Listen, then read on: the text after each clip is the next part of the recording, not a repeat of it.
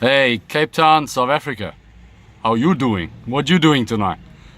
If you're not at the Roar show, you're probably that guy that didn't make it. I'm privileged tonight, in the van, straight from As It Happens, the Narrow. And the guys are about to have exactly what they've all been waiting for. The Narrow delivering it straight, raw, and direct. Straight from New Zealand. Well, and all of the other South African areas. Also another cool place, Pretoria.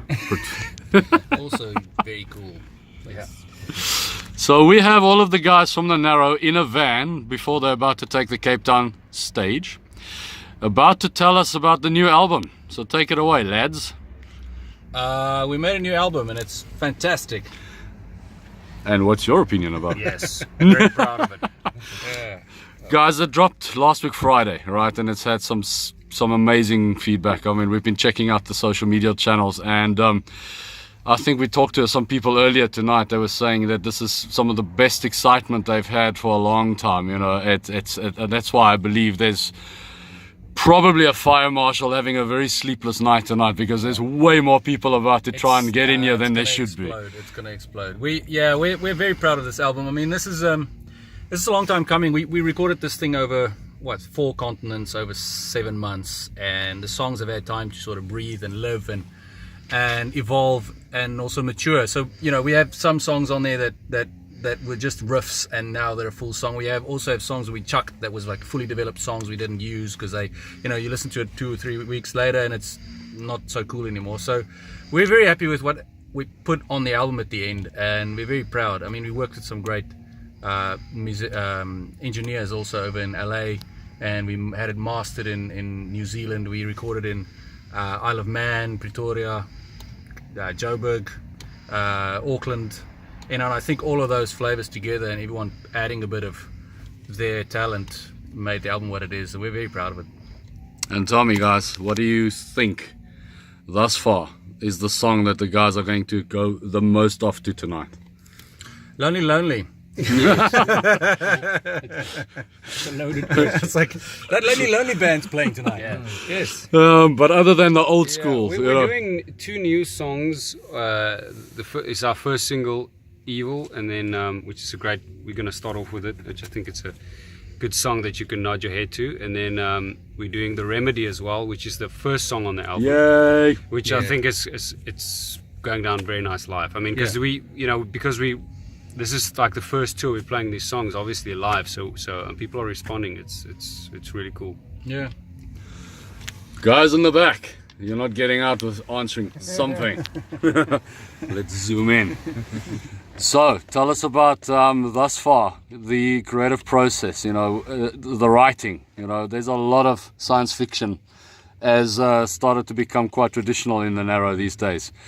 So tell us a little bit about the inspirations other than the obvious.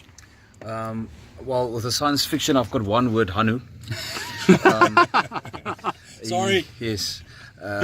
He reads this. He's a vivid reader. He likes reading a lot, so he reads all the school books and tells us about it.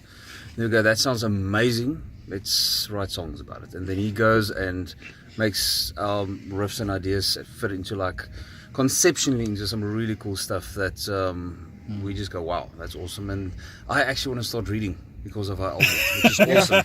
It's an album that makes you read. Yeah, want to read more. It's loosely, I don't know, obviously I must go into more detail, but it's like C.S. Lewis is a big influence. I mean, we're obviously all Christians in the band, but we try to think outside of, I mean, that's the whole point of the band, isn't it? I mean, that's what the name means, not that whole narrow-mindedness and stuff. And C.S. Lewis, I think, he wrote about concepts and stuff way back that still today you're going like, wow, this is amazing. Obviously with the spirituality behind it as well, but without being preachy. And I think that's why we all resonate so well with the stuff he wrote. And so that's kind of like where we're that sci-fi thing, and we all like sci-fi.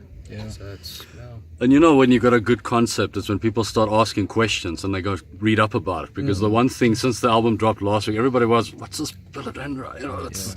What is it about? And we had some people in the forums actually start chatting and saying, no, it's a book. You got to go read it. Exactly, And the community were actually answering each other. And people were getting curious. Yeah. And that's always in my mind the hallmark when you've hit the spot. You get people to want to learn more, right? Guys, the album also for me is an album, as I described earlier, it flows beautifully. It's one of those albums that you can actually still put on, listen, and you just let it flow. You don't want to go and skip to track 1 or skip to track 3. It's just, there's highs, there's lows, it keeps you in. Yeah. I mean, the thing with it's you don't write a song for that. You sort of put songs in a certain sequence to give you a bit more of a story. We wrote the songs and we didn't think what order they're going to come in.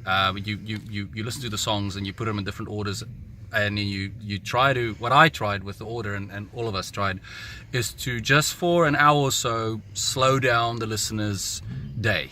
You know, start off with a nice impressive something, a party song or something, and then as soon as you can, slow it all down and just make people listen. Just relax and listen to the album, and it takes you on a little journey, and you just think about life, and then it ends, and then it starts again, and then you listen to it again, and then so that was important, and I think luckily we got it right. It's more about a continuous story and an experience than hit ballad, hit ballad sort of stuff. It's more of a curve that goes down and up again. No, in my opinion, you know, it's better than hit filler. Or party song, chill song, party song, chill song, which is sometimes the way you do a set list, you know. We did it differently from doing a set list, completely differently. Yeah. I'm not going to let you get away without answering something. No pressure. Zooming into that beautifully chestnut beard over there. That's the one. So, what do you use to make that beard of yours so beautifully shiny? So it's up to me to do the cosmetics. Yeah, chose the cosmetics. Yeah. Well, I gotta say that video you guys put out the other day, you know, again, going to the sci-fi, it was so beautifully produced, you know. How on earth did you guys do that being in 4 different continents again? I've got one word for that, Hanu. If you notice, I mean, with all jokes aside now, I mean, Hanu is,